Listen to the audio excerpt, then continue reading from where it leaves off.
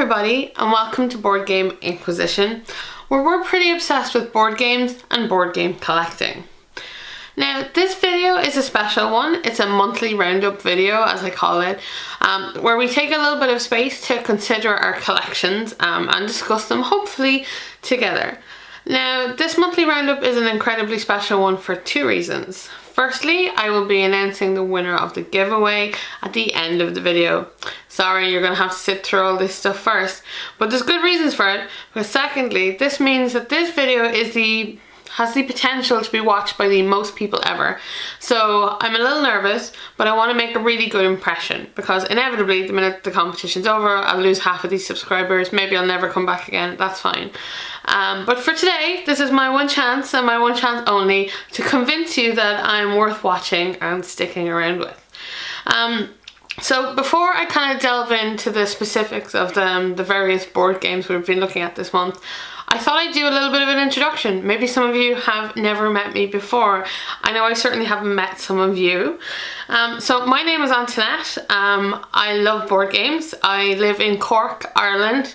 Apparently I have an accent. I discovered that yesterday. I did not know that. And the aim of this channel is to talk about your board games with other people and to create the perfect board game collection for yourself. So yeah, that's pretty much what we do here. Normally I make videos that are kind of short and sweet and focus on 5 things I think you should know about specific games. I've done a bunch of those at this point. Recently I started doing unboxing videos. This is very new to me, and I started doing them mostly for fun because I'm like a child at Christmas when there's new board games. I can't wait to open them up and see what's inside, and sometimes people seem to enjoy watching that.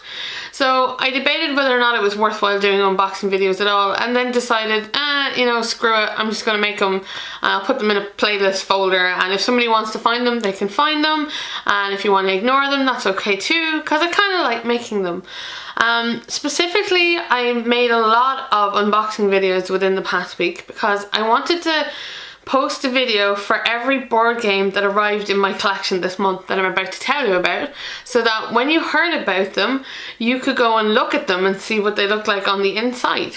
Seemed like a really good idea, but it's been taking me a long time to upload them all. So I have a good whack done, but I have more to go, and those will come gradually. So hold on tight, there'll be more.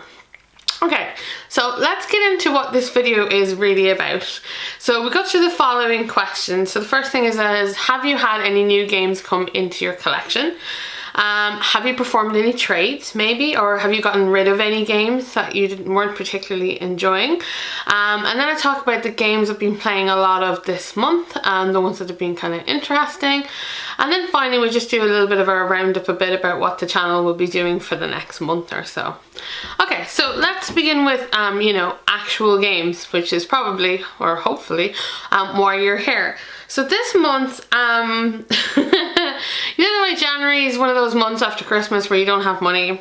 Well, we still didn't have money come February, so we made a deal that we weren't going to buy any board games, except one each for Valentine's Day. Thought that seemed fair, right? So on Valentine's Day we could play a new game. So one of the first games then that arrived this month is Rococo from Egbertspiele. And it's a game about dressmaking. It's kind of well known as an older game, I guess. It's one I certainly heard about, and I really like the idea of the theme. And I have to say, it was a really, really fun game. For most of you who don't see me before, I will always play a game once it arrives to give me a good feel for it. Getting around to the second plays and stuff is getting increasingly difficult as my collection gets larger, but we'll discuss that maybe more in a little bit. So I have one play of Rococo under my belt. It's very clever. It's really like a hand drafting kind of game, where you want the best tailors in your hand to be able to make the best outfits, and the real tough decisions come about whether you want to make money from your outfits to be able to, you know, build more dresses, or if you want some noble to wear them in the King's Palace and earn you victory points. It's much lighter than I thought it would be, but it's very fun and very pretty, so really chuffed with Rococo. That was another one of those kind of grail games off my list. My husband's choice for his Valentine's Day gift did not turn up on Valentine's Day. It came much later, and that is Viticulture Tuscany Essential Edition. So he's a big fan of viticulture in a way that I am not so much. I think viticulture is an amazing game. I just think it's, I know, it's slightly too perfect. Is that a way to talk about a game? I don't know, I just find it so perfect, it's a little boring. But I'd heard really good things about the expansion. So finally we got to try that out. There's an unboxing video actually for the expansion. I did manage to make that. And there is one for Rococo as well. I probably should mention these as I go along. But the Tuscany kind of expansion, we played with the extra player board, and you get like new orange cards which are buildings to do things with. And while it definitely added more to the game, still didn't blow my socks off, I'll be honest. I can understand why those who would like viticulture would love it, because it's more of that same sexy goodness. But it hasn't kind of done it for me just yet. Now it doesn't mean I won't play the game on occasion, it's just not, not my favourite. But I suppose, people's opinions differ, that's quite fair. So those were the two games that we were supposed to buy, and no other games. And then that became a terrible lie. So what happened is, I don't know if you guys, where you get your used games from. I'm a big fan of secondhand games. There are a lot of trade groups in particular in the UK that I keep an eye on and see if there's any good bargains. And I happened to spot two games that were on my wish list.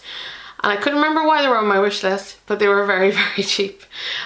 So we caved and we bought both of these games. So I'll start with them one at a time. So the first one is The Princes of Florence.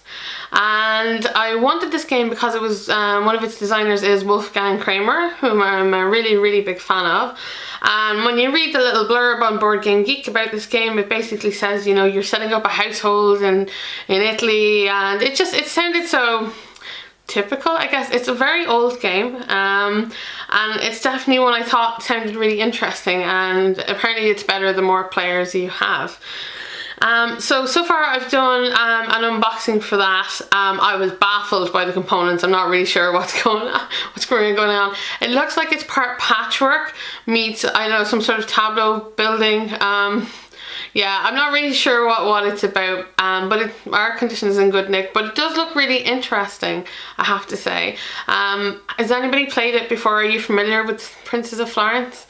I think it has a lot of potential, but of course it suffers from the, the aging issue where like the rule book is just a clunk of paper full of text. So it's not very inviting, but I do think there's a really solid game inside of that. So there we go, that was our first of those purchases. And the second thing we got was A Castle for All Seasons, which comes from Marcus and the Brand pair, before I screwed up his name, Marcus and Inca Brand, there we go, who are known for Village, Raja the Ganges. I'm sure there's further. We're big fans of their designs, and A Castle for All Seasons is one of their older ones, and so I was really delighted to pick this up. It surprised me straight out of the box. I've also unboxed it, in that the board is super, super long. It's a huge board of a castle, and the fact the board itself is double-sided. So there's a winter version on one side and a regular version on the other, and I love when games do that. I love when they utilize space. And it looks to be a bit of kind of a worker placement. We're defending the castle kind of vibe, and you build buildings. Don't know more about it than that, but it does look incredibly exciting. It's one I can't wait to get to the table, and that I'm really, really glad I picked up, because I think sometimes people forget that just because something is old doesn't make it less, amazing. Some of my favourite games are older classics, Just because we've moved on and developed kind of new mechanics and stuff doesn't lessen the older ones, right? So games of all shapes and sizes and ages and creeds are always kind of welcome to me, as long as they're enjoyable and fun. Okay. What else did we buy? Okay, on our month of not buying stuff, my husband did pick up the Side Encounter cards. I suppose, those have come out in their small little box. Haven't played with those yet, keeping those for kind of a special occasion for sides, so that should be fine. And then the last thing we bought was entirely on a whim. So I don't know if you guys possibly in the States noticed that Target were having a sale where you could buy 3 board games and get 1 free. and I was super excited because there's two games I've wanted from the States and I haven't been able to get a copy of here yet in Ireland, and one of which is Villainous and the other is Bob Ross The Art of Chill game. And so I was looking through the sale to try and get some of this, and then discovered, of course, they don't ship here, or that they didn't even ship at all, because I have an address in the States just for shipping board games from the States, and none of that was applicable. So I was pretty disappointed about that. But what had turned out is my husband kept an eye anyway to see on sales and stuff, and he managed to find a copy of Bob Ross and The Art of Chill and got it delivered here for under 20 euros, which is an obscenely small amount of money. So that literally arrived yesterday, and man, that game looks like so much fun. I've no idea, see, I'm not really familiar with Bob Ross. It's not really an Irish thing. Like, we had a guy called like Dermot Cahill or something who used to, Dermot Kavanagh, who used to do painting with him on Sunday morning crappy television.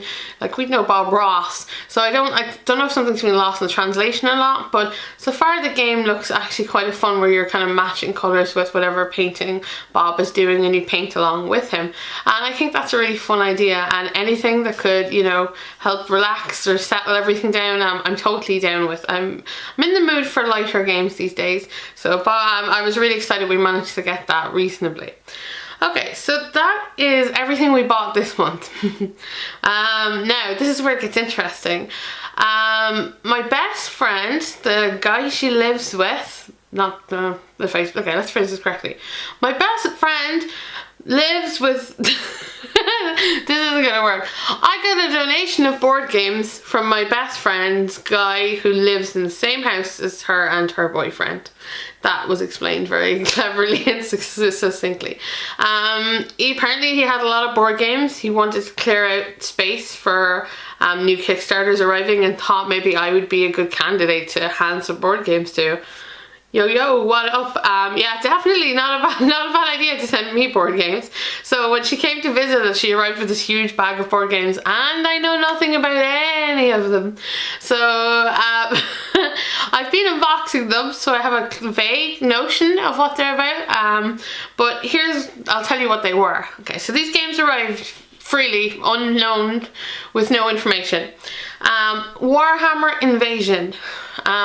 It seems to be a card game from Fantasy Flight. It's made by Eric M. Lang. Ooh, so I think this is our only Eric M. Lang game, actually. And basically it seems to be a game where you have decks, you build cards, and you battle against each other. You know, that kind of thing. The artwork on it is surprisingly nice, considering it's set in the Warhammer world. I do believe it's out of print because they lost the license for it. But I'm eager to put a pair of decks together so myself and my husband can try it out and see what it's like. There's much promise actually in that box. So yeah, so that was Warhammer Invasion. The second thing is Relic 40k, which seems to be, if you're not familiar, a Warhammer space version of the original game called Talisman. For those of you who don't know what Talisman is, you might be better off not knowing. I know, there are a lot of Talisman fans.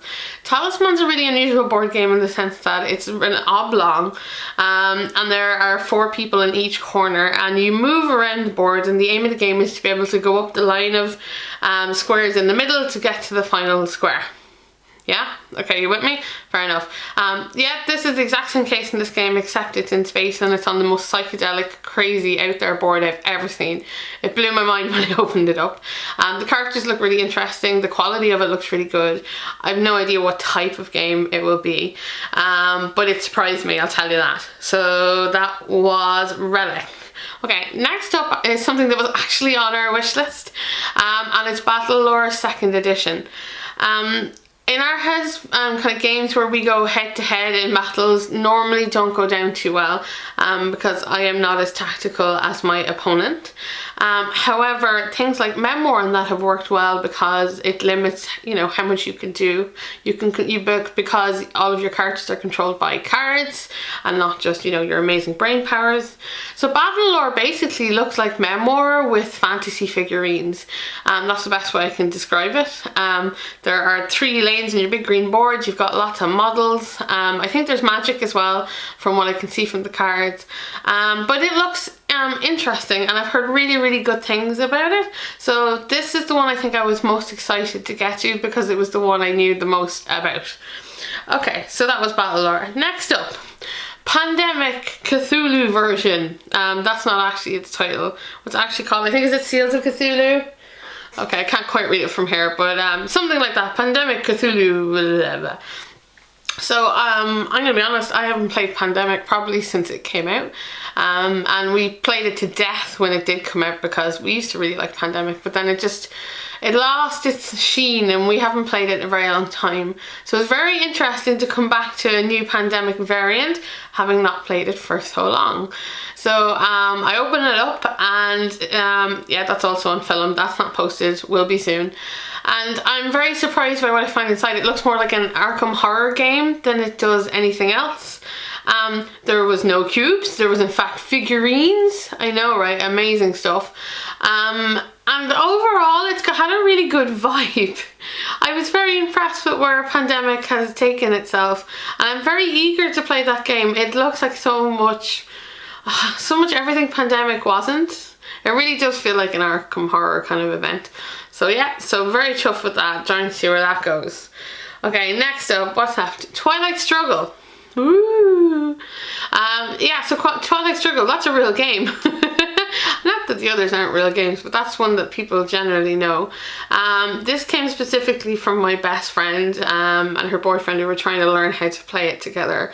I did an unboxing video for this as well, and I feel why it was such a difficult task for them, because the rulebook's a mess. I don't know how anybody would learn how to play that game from the rulebook. It's just a wall of text after a wall of text.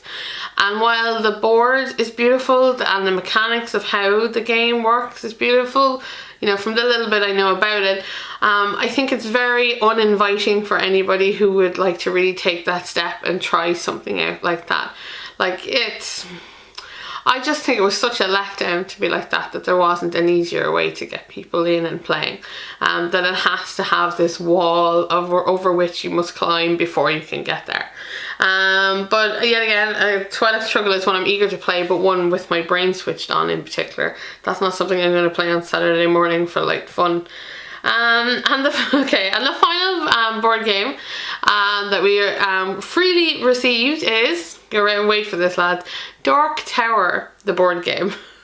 No, not Dark Tower, Dork Tower. Do you guys remember the comics? I certainly do.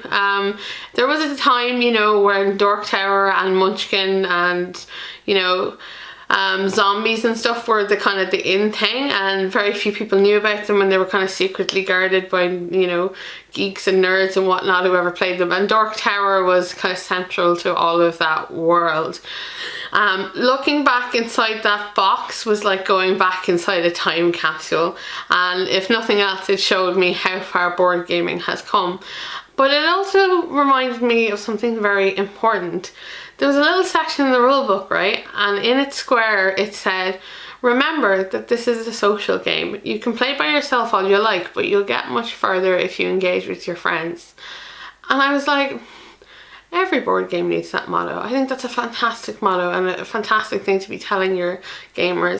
And despite its age and the quality of components, I could see people still having fun playing Dark Tower. It's just like a role-playing game where you're just running around all the way down. There's a 3D tower in it with a wizard. And I think that, well, you might look down on something like that. I still think there's something to it. I have to say it was interesting to look inside it. I think I'd give it a go if I could find someone, of course, to play it with me.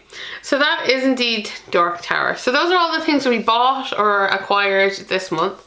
I'll very quickly mention some of the review copies that have arrived, because these are technically new games as well. So you'll know roughly what's going to be coming up on the channel within the next month or two as I work my way through everything. So the first thing that arrived, but that I've already reviewed, is Wingspan from Stonemaier Games. I hope you watched that review. That that review was a difficult one for me to do, because you know when you really love something but you don't want to act like you love it so much, you know, that you feed into a hype. You want it to be a legitimate, you know, care, and I had that problem with Wingspan. I think it's a phenomenal game. I really enjoy it. But to talk about something you love is very difficult, and also to sound authentic while you do it. So when the Wingspan arrived and I got to review it very quickly, simply because I played so much of it, I felt like it was ready. Okay, the next thing that arrived, which came yesterday, is Robotech Ace Pilot. Haha, and this is from Japanime Games. Robotech, and I hope people know it? It was an anime series in the 80s. Basically, I could tell you the plot, but I won't. Maybe you could go watch it, or you know what it's about. But mostly it's about, there's a giant ship that crash landed on Earth in 1999, and 10 years later they figured out how to turn the ship on and get it to work, and all these bad guys appeared to kind of claim the ship. And so the game seemed to be centered around this theme, which is fine, but I don't think you necessarily need to be familiar with Robotech to enjoy the game. The Ace Pilot version seems to be one where you have to survive as many waves of bad guys as possible. Sounds kind of cool. But yeah, you got your cool fighter pilot. I need to, obviously, I've just unboxed it, so I haven't even played it to tell you any more about it than that. The second Robotech game that arrived is a hell of a lot bigger and way more exciting, and it's called Robotech Attack of the SDF-1. It should be on the SDF-1, I assume. Yeah. This box is huge. It's really heavy, and I got a bit of a fright when I saw how big it was. So I've done an unboxing for that too. And inside is basically, you get a big square board, and then there's a round board for a ship to sit on the board, and you can move it around. There is also a giant 3D robot I have to build out of cardboard. Don't know where we're getting the energy for that from. It's some of the most beautiful components I've ever seen in a game. Everything about that game feels deluxe. I love it. You know that lovely soft cardboard? Got it, linen finished cards, check, the whole thing. That box looks like a dream, and I can't wait to get to play that game. It already reminds me a little of something like Battlestar, where we're trying to hold the ship together versus all the enemies coming in, and I could be wrong about that assumption, but that's the vibe I got just from opening it. So those are the review copies that arrived from Japanime Games. Thank you very much. And I got one review copy from Tasty Minstrel Games, and I love the irony of this. As the last time I did a monthly roundup, somebody asked in the comments would I be able to do a review of Orleans and the expansions to decide, you know, which ones to use and whatnot. I own a copy of Orleans, but I did not own any expansions. So upon your request, actually, I emailed Tasty Minstrel Games and said, hey, is there any chance you've got some review copies of any of your expansions? I said my followers would love to know about them. I heard nothing back. But about a week or two later, there was a post made on Facebook where they were looking for people to review the copy of don't tell me I've lost the name there, there's Orleans Trade and Intrigue for their channels, and I jumped on it, and I got a copy, and it arrived yesterday. So you viewers shall get your wish. I don't know whether there's a correlation between the email I sent out between the opportunity to review some of the older expansions, but either way, I'm super delighted to have been able to get a copy and to be able to share that with you. My next quest will be somehow to afford a copy of Orleans Invasion, so I can maybe do a whole set of kind of reviews of Orleans and the expansions and how they work together and stuff. So that's all of that kind of review copy stuff out of the way. Now, what did you guys get this month? I've been doing so much talking, I forgot to, you know, ask exactly what you've been doing. Have you acquired anything particularly special that you've enjoyed? Anything that let you down a bit that you wish had been better? I want to hear all about it in the comments below. And also, if you don't know me, or we haven't interacted before, why not just pop and say hello? Be like, wave, hi, I'm so-and-so, where are you from, what do you play? I'd love to know a little bit more about you all, because I think that's the point of this channel, and the point of Board Game Inquisition in general, is to be engaging with other people about their board games. I want to hear what you're playing, I want your opinions on what's going on. You know, that kind of stuff is actually really important to me. Okay, So the next thing on the list is trades, and I'll try and hurry along before this video gets way out of hand. This has been a hell of a month for trades, because I decided since we weren't buying any games this month, we should trade, and I put a hell of a lot of pressure on my husband to go and trade and get some good trades, and to be fair, he did some amazing work. So the first trades of the month are, we traded away Troyes and Ladies of Troyes, which is the expansion, for a copy of Bruges. Now, Troyes is a fine game. I just think we have other dice games that we prefer to it. It's very simple. Troyes is fine. I can't believe that somebody willingly took just both of those for Bruges. I was convinced it was some sort of scam, that in the post box someone would just have posted as a photograph of the game of Bruges. But no, Bruges arrived in beautiful nick, the cards feel like new, and it's everything that I wanted it to be. Having only had played Bruges once or twice, I kind of knew it was the game that would suit us way back when, and so it's been amazing to get a copy of that. So that was our first trade. Our second trade, get ready for this, so we traded away Millennium Blades with a ton of expansions. We did a lot of expansions for Millennium Blades, plus Flamme Rouge. So Millennium Blades is going just because we can't get it played. I love Millennium Blades. I've reviewed Millennium Blades, and if we had more fun, if we had more friends or more people in our lives who still played CCGs, this game would have been hitting the table the whole time, but we don't, so we had to kind of give up on that dream. Flamme Rouge is a game that I just never took to at all. I never really understood the concept of it. I just kept like, anytime I played it, I just kept playing my highest number card and I kept winning. I don't know, other people obviously appreciate it in a way I don't, so if you enjoy it, good for you, but it wasn't for me. So we traded all that away for a copy of Yokohama, Last Will, Altiplano and Celestia. I'm really chuffed with that trade. We did so good out of it. So Yokohama is the economic board game. Can't tell you much more about it than that, other than I opened it and there's definitely a lot of economic stuff in there. We do like economic games around here though, so that should be exciting. Last Will then. Last Will is the game where you've been left money by your uncle in his will, but you must spend every single penny of it. Yeah, I know, it's a really cool theme. It also, the theming of the box and what's inside, I've definitely done the unboxing for this. It's very, very cool. It's very kind of gentleman's club kind of thing. I found it quite entertaining. Altiplano. Well, most people seem to know Altiplano, right? Because this is a successor to Orleans.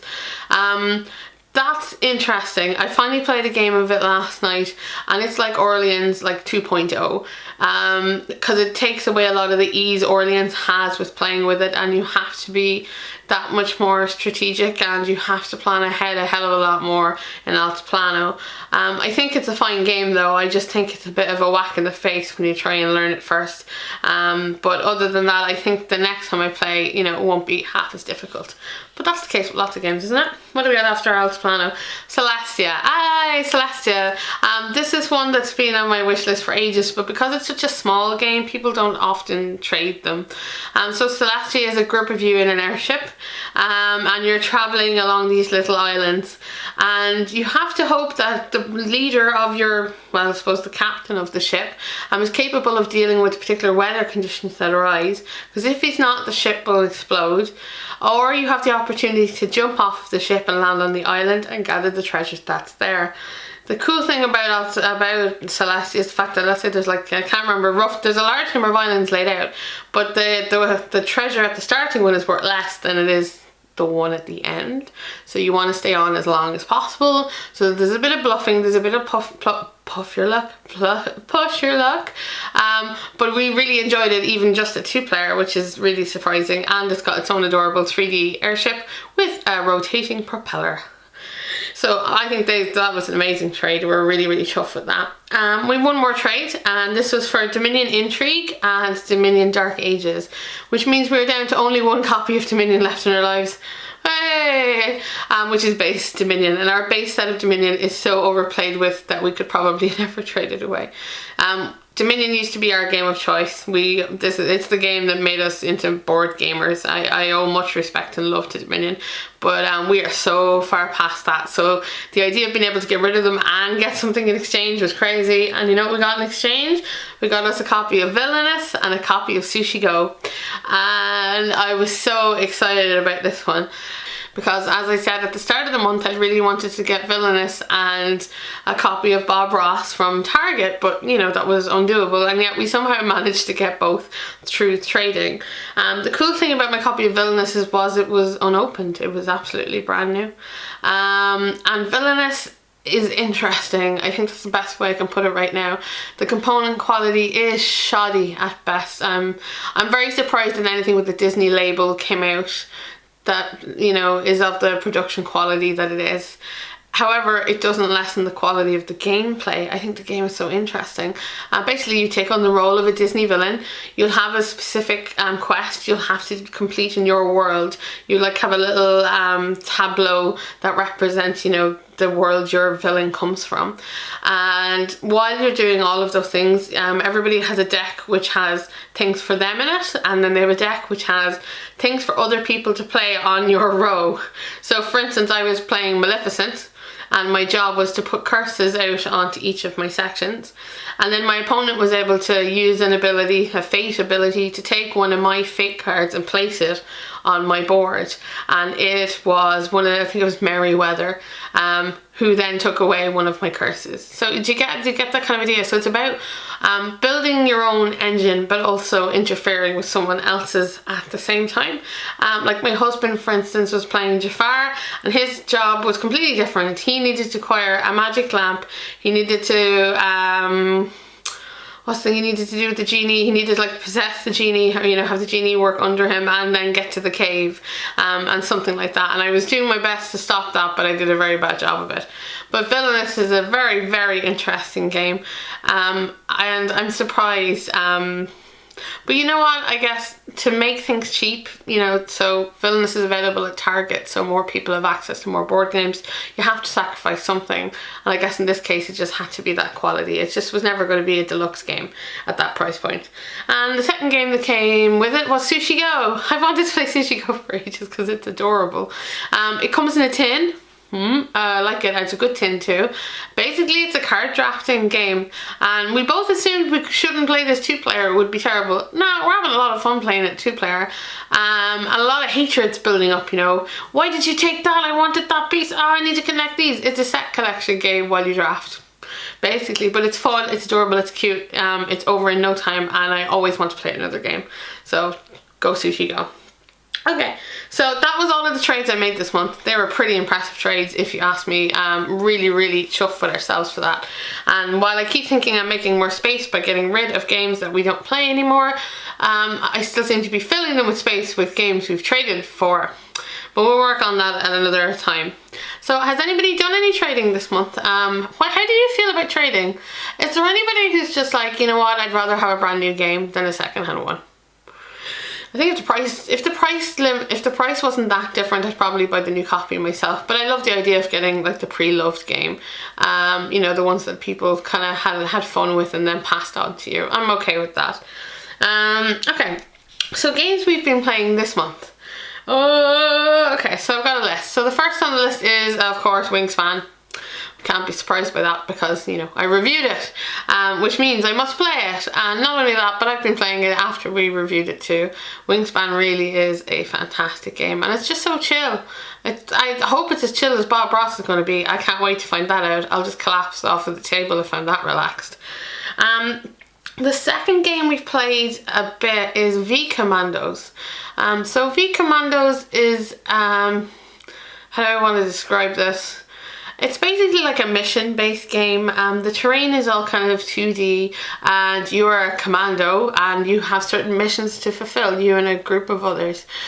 So, you know, you need to go in and steal some documents and whatnot. A lot of this game is about being less, you know, shooting everything and more about being stealthy and not setting off alarms, things like that. The games we have are all actually from the introduction scenarios, because we haven't really tried it again since then. I think we were both a little disappointed by the fact that, like I said, there was a number of characters that you would play with each scenario, but they didn't correspond in any way, shape or form to the number of players you're actually playing with. So myself and my husband would end up playing with 3 characters. So we're like, who controls the 3rd character then, you know? And then we're like, maybe we should give one person all 3 characters to control one round, and then the other person can have all 3 characters to control the next. It feels more like a game that's built for solo play, to be honest, than it does for multiplayer. But like I said, we haven't really delved very far into it, but we found that just a little bit off-putting. But otherwise, it looks pretty interesting. It's supposed to take quite a bit of time to go through the scenarios, so hence why we haven't got there yet. But with a little bit of time over the weekend, hopefully we'll do another bit with it. Okay, next on the list is of course Gloomhaven. Gloomhaven has had a fabulous resurgence since the end of NFL football, and we've been playing Gloomhaven of a Sunday night as best we can. Do you guys have a Gloomhaven night in your house? I've decided to make it a thing, you know, we should celebrate our Gloomhaven nights, because it's so much fun. I don't know how that game does it. It's got special skills, all sorts of them. I'm always looking forward to a game of Gloomhaven. I think I'd always willingly play one. But that's kind of the other high thing on our list. And the final one is kind of a controversial one for me, and this is Root. So we've had Root for a while, but my husband never liked it. And I was like, I don't think we've played it enough to not like it, to be honest. That's how I felt about it. So when we were at WarpCon there in January, we bought the expansion for Root, and I was like, look, here's the perfect chance now to try it all out together. Maybe you'll like one of the new factions better than you did the old, and we'll give this a go and see what happens. So we played a couple of games of Root. And I finally figured out how to play Root. I just had to play the raccoon. That was the answer. I needed to be me wandering around the board was much more my play style than any of the others, and it emphasized to me the importance of finding the faction that suits you best to really enjoy the game. Now, my husband still never found that faction, and I think he could if he tried a little harder, but I think he's already turned off the game in its entirety, which is really sad for me because I really like Root. I think Root's a really great game. But if he's not going to play it with me, well then there's really no point in us having it. And also Root, it's not like Root is easy to teach other people, is it? You know, you get people come around and go, hey, let's play Root in 4 hours or so. Yeah, I think you need an already kind of dedicated Root group to enjoy Root. So Root is something we're trying to trade away at the moment, which makes me a little sad because I do actually really quite like it. I think it's got so much potential, but clearly just not for our house. Okay, so we've gone through kind of all of the gamey bits. So what have you been playing this month? What's been your most popular game? What are you guys obsessed with right now? You know, I think, am I obsessed with Wingspan? I don't know. Maybe a little bit. I'm really feeling Sushi Go though, and I did not anticipate that, to be honest. I think what game I'm feeling really much depends on how I'm feeling. A weird bit. Okay, so now we'll get towards the end of this video at some point in our lives. Okay, so I have been doing this for 1 single year, pretty much, just a little bit over now. And I have a lot of people I really should be thanking, and I was given a lot of great advice along the way, and to all of you, and I hope you know who you are, I want to thank you and appreciate you. Specifically a huge shout out to the people who've been following me since I've had no followers. I did a bit better actually thanks to the giveaway, but still not a lot of followers. But you guys have been here the whole time and you know who you are, and you're amazing and you're wonderful. Thank you to the people who make comments on the things I do, because it really, you know, encourages me and helps me keep going. And I feel like I've grown a lot as a person in the past year of making videos, because I started out being afraid of hearing myself or seeing myself on the camera. Editing was the most difficult thing I've ever had to do, and you know what, it's not going to be easier, not one bit, but it's got more worth it. And finally, I'm focusing very much on upgrading what it is that I do here at Board Game Inquisition and adding new things in, like the unboxings. And I'm hoping to do something collaborative as well in the future, because I think, you know, the more people you can talk about games with, the better. And finally, I think the last thing I want to say is that I'm going to attempt to be less ashamed about the fact I have a Patreon account. Maybe some of you don't know that. Patreon is a way of supporting people like me, however you feel like, to help me keep doing what it is that I'm doing. So far my Patreon supporters have been amazing, and they had double entries into the competition by their Patreon status.